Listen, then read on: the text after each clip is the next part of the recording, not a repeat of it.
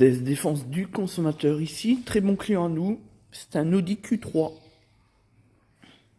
dans le cadre de laquelle nous allons réaliser l'entretien constructeur.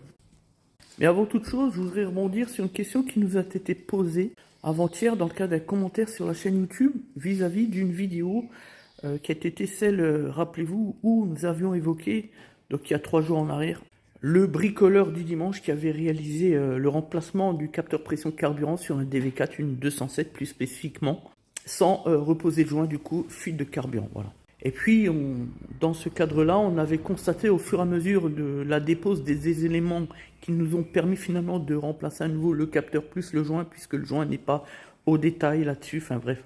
On s'est rendu compte qu'il y avait de la casse, notamment le boîtier sélecteur de vitesse et aussi le joint qui était mal positionné d'étanchéité sur la vanne gère, puisqu'on a dû effectivement la décaler. Voilà, beaucoup de choses comme ça qui nous amènent finalement au constat du bricolage de certains pros qui finalement n'en sont pas. C'est alors que notre cher ami qui se fait appeler sur YouTube Seb quelque chose, enfin bref, nous demandait de savoir que dans ce cas-là, comment fait-on pour apporter la preuve que le fautif, c'est le prestataire. Alors, en droit français, c'est le principe du renversement de la charge de la preuve.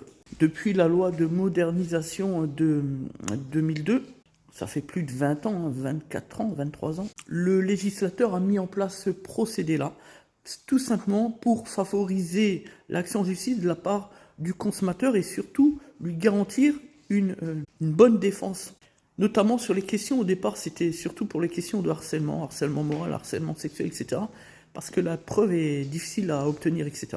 Du coup, aujourd'hui, avec ce principe-là, ce n'est plus au consommateur d'apporter la preuve que la faute du prestataire existe, mais au prestataire à démontrer que les conséquences de cette faute sont étrangères à son action. Et quant à lui, le consommateur n'a qu'à faire la démonstration de ce que l'on appelle un commencement de preuve par écrit, c'est-à-dire la preuve qu'il existe une relation contractuelle entre lui et le prestataire. Le réparateur, le garagiste, ça peut être dans n'importe quel autre métier aussi. Donc voilà pour ma petite réponse. Franchement, elle n'est pas bien faite la vie, le droit français, la justice française. Alors, au lieu de critiquer la justice en France, peut-être faudrait déjà-t-il l'utiliser. Voilà la vérité. Allez, on poursuit. Et le deuxième élément juridique sur l'obligation de résultat, c'est que la présomption de faute pèse systématiquement sur le garagiste. Ça aussi, c'est un avantage pour le consommateur. Les deux principes fondamentaux en droit sont juste à poser finalement.